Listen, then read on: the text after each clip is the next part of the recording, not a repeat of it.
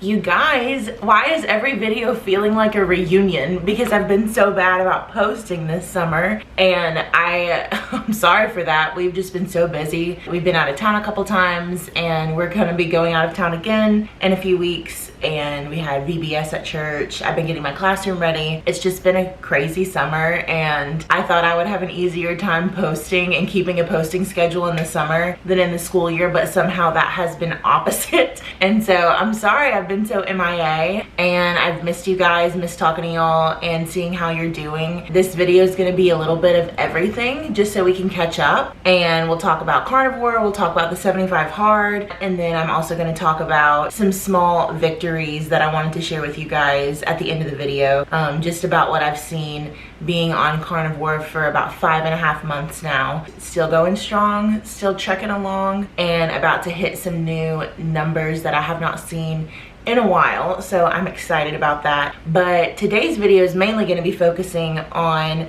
how to make Carnivore sustainable in the workplace or just outside of the home, and I'm going to focus on some of the lunches that I'll be bringing for the school year. And a lot of people have shared on here that they don't have access to a microwave, so I'll share some things that I do that I eat cold or room temp, and then also some things that like are just easy meal prep ideas for the week, because the more sustainable something is and the more you can incorporate it into a routine that you're already in, I think the easier it is to adapt your lifestyle around it. We want to make this as accessible as possible and something that seamlessly already fits into things you already do. That's where I've been able to notice, you know, the most consistency in my approach, and it's kind of just a surefire way that you won't be put in a bind. I've said on here a lot, preparation is the key to success in my opinion. Not being prepared and becoming desperate in your food choices or eliminating consistency in what to expect, for me, that just sends me off the rails. So it's just easier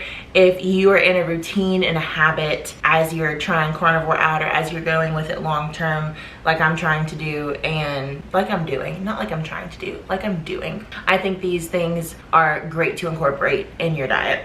Okay, so lunch ideas. For a lot of people on Carnivore, they may have gotten to the point now where they basically eat 2 meals a day or 1, and it's not necessarily at like a traditional meal time. And so my lunch break last school year was at 10:30 in the morning, which was honestly perfect, because in the morning at home, that's when I would eat my first meal of the day, and then I would have dinner, I guess, later, like 4:30 or 5, and that's all I would eat throughout the day. And one of the ways that you know that your body has adapted to Carnivore is your hunger cravings, and that snacking habit is probably gone by now. You're not thinking about your next meal as much, like you find yourself satiated between meals. It all kind of depends on your food schedule. Some people, I think my dad currently eats like 2 steaks a day, and that's all he consumes, like for most days, maybe some eggs. It's gonna have to be adapted to your schedule. In the morning, I drink a glass of water. That's part of my 75 hard goal, is to start my day off with water, and I'll usually have an iced coffee. And a lot of people want to know what's in my iced coffee. I've shared it before. It is black coffee, heavy cream, usually if I have access to it, ice, and then a sugar-free vanilla. So it's not fully carnivore. One could argue that coffee is not fully carnivore, but it is something that I've kept in my diet the entire time. And so I'll have iced coffee, and that's it. I usually don't eat breakfast. If I do eat breakfast, I will have a protein coffee. This is something that is not necessarily strict carnivore. It's something I did on keto for a long time, and it's by like the Premier protein drink in the coffee flavor, and it's just a protein coffee. It does have carbs though, so that's where you're gonna wanna pay attention, but I'll have that. It tides me over well, and that's only if I need something in the morning. Like if I wake up feeling hungry and I know that my first meal isn't coming for several hours because I have to be at work at 7:10, so I just want to make sure that I'm not going to be hangry to the kids.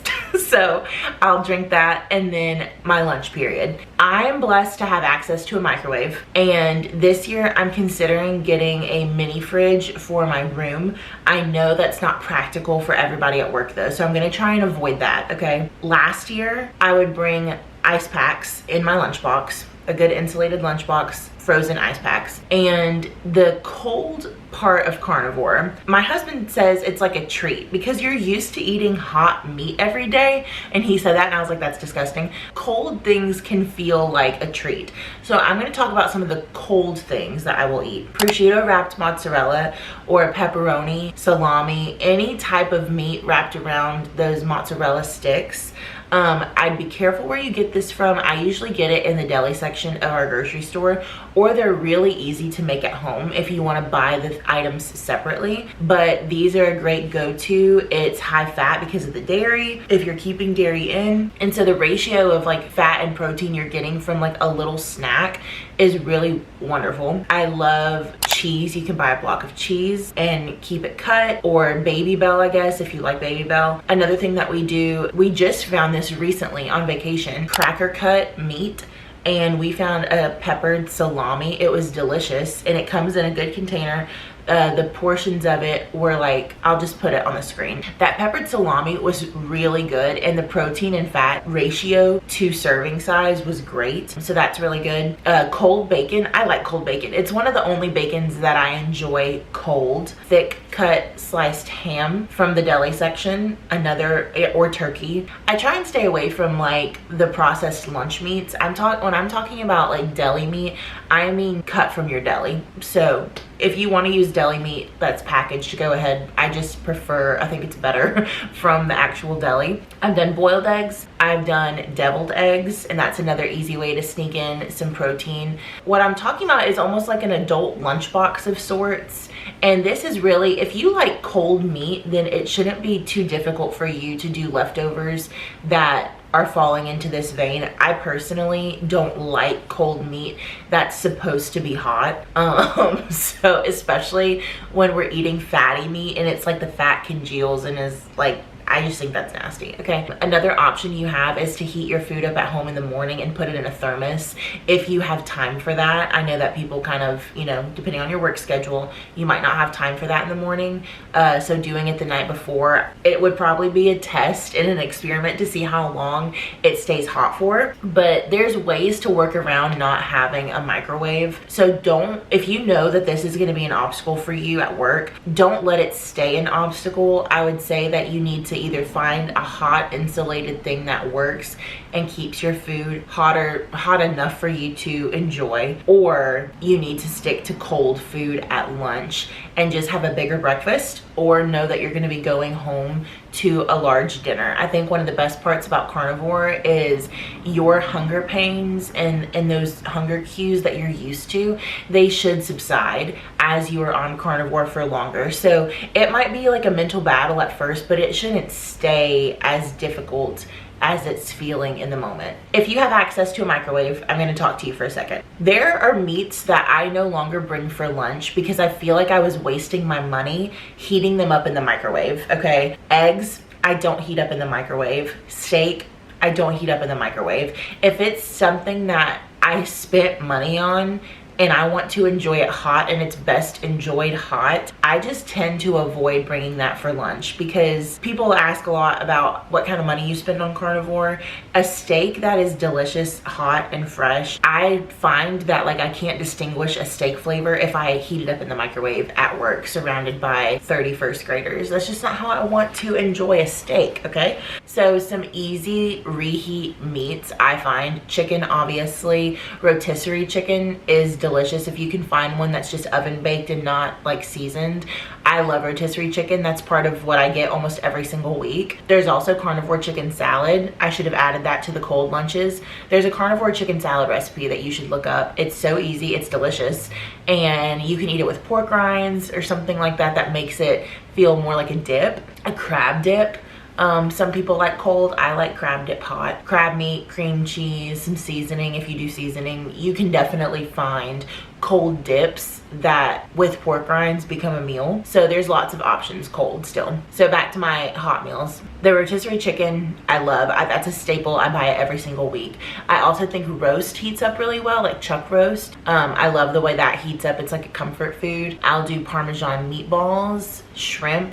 If you hate your coworkers, I guess, you could bring seafood. We live in Louisiana, so someone usually has some form of seafood at lunch, and then the kids are like, it smells so bad in here. It is a lot easier to pack leftovers or hot food or just portion out your meals for the week if you're able to use a microwave. But that's why I wanted to provide lots of options that also were, you know, if you're just going room temp or cold.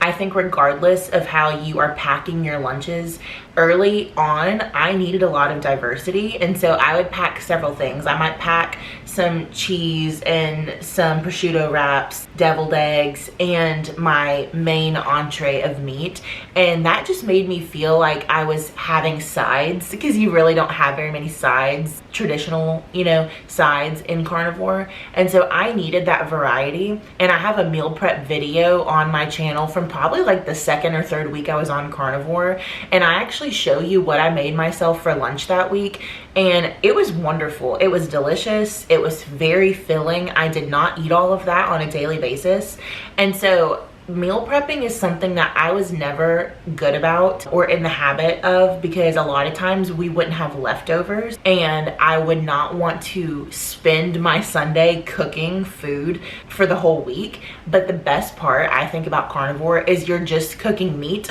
and so it is really easy and fast to meal prep. If you get a rotisserie chicken, if you have chicken salad, and if you boil, let's just say 10 eggs, you cook down a pack of bacon, whatever, you right there have like 4 or 5 staples in your fridge ready to go. Cooking ground meat, easy. Forming ground meat into burger patties and freezing them, getting a chuck roast and doing it in the crock pot on a Sunday, and now you have roast all week. Carnivore takes so much of the guesswork out of meals.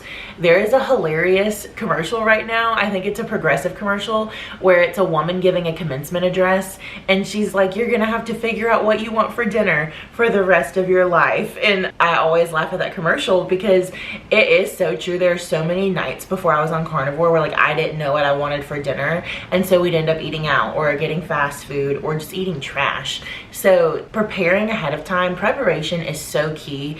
You can make a decision when you're not emotional, you can make a decision when you're not hungry, and you're setting yourself up for success. You are in your most disciplined state whenever you are planning ahead. And so meal prepping and just taking the hour or two it might take, if Sunday's not your day, do it on a different day. No one said it had to be Sunday. Obviously Sunday is easiest because it's before the work week, but just take the time to meal prep. And you don't have to start big, start small. Start by buying things that are already cooked if you have to, okay, and portioning them out. No one is gonna knock you for that. I had to do that at first because I just felt like I didn't have time to cook all of that. You quickly start to realize that cooking on carnivore doesn't take the kind of time that cooking off of carnivore would take. I hope those meal ideas give you some good momentum in planning lunches, planning ahead. Let's do a little update on the 75 hard. Okay, so if you missed my last video about carnivore,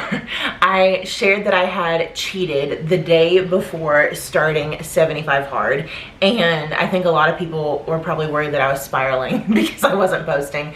I was just really busy, and so I've been tracking my progress on the 75 hard. I wanted to share with y'all where I'm at and what I'm doing. So first thing, I wanted to start the day off with water, and that be the first thing that like I digest basically. And I also had a goal of drinking 120 ounces of water a day. I just got back from vacation with my husband's family, and I would say that I did not hit my ounces of water a day, but I did drink water first thing every morning, and that's something that I've been good at from the start. I should also probably pause and tell you what 75 hard is.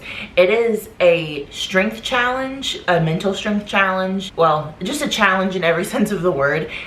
You basically pick a meal plan that you're gonna stick to. You have a water goal, a fitness goal of 2 45-minute workouts. This is the traditional version. This is not what I'm doing. 2 45-minute workouts a day. One of them must be outside. You have to read 5 to 10 pages, I think, of a self-help book. No alcohol. But essentially, if you break any of these facets of the 75 hard, you have to start over. This is not what I'm doing, and I shared in my previous video, I laid out exactly what I was doing. I'm not starting over. There have been days where I did not meet all of these requirements on myself, but it is too discouraging for me to restart something like that. So September 2nd is still my end goal, because my desire in doing the 75 hard was to develop discipline in every area of my life, and that is just a progress. That's something that for me is taking time, but I know that if I'm patient in taking the time to do it, it's gonna last. It's not gonna be just some like burn fast and bright situation. And so I told my husband, I feel like I've developed so much discipline in my food in Carnivore. You know, I want to be a disciplined person, not just in one niche area. I want to be disciplined everywhere. And so these things are helping me grow my discipline as a lifestyle. The water, it's a small thing, but I'm so proud of myself that I've started every day off with water. I have a water glass right here that I'm working on, and I haven't eaten anything yet. It's 9:30 this morning. I haven't eaten anything yet. I'll probably make myself some breakfast after this, but starting the day off with water. The next thing is eating meals at home as much as possible and not eating out. Again, we're just on vacation, so this was easy. It's always easier to do some of these things when you're with family. My husband's family's on Carnivore, so like it's so easy to stick to things and kind of have this like pack mentality about it, because we're all doing it together. So it was vacation, you know, we ate at home a good amount. We also ate out a good amount, but it was easy to stick to Carnivore because they're on Carnivore. Being active for 30 minutes. I would say I've hit this every single day since I've started 75 hard. However, not all of it has been outside. A lot of it has been in my classroom. And if you want to argue that that's not active, you just go watch my videos. It's a workout. I go home sore after those days. And so I just didn't want to lead a sedentary lifestyle. My goal was to break out of some habits that I was in, kind of vegging habits, couch potato, or just sedentary lifestyle. I don't want that, and I knew that setting a 30-minute goal a day, hopefully outside, would be easy, but that could be cleaning your house, that could be going for a walk, that could be, honestly, you're walking around the grocery store, okay? It doesn't matter. It's not on the couch. It's not being sedentary. That was my desire. Doing my quiet time each day. I have done this every single day. I've really enjoyed that. I do a devotional with my husband. We're doing one with our worship team right now. And then I just have one that I'm doing myself.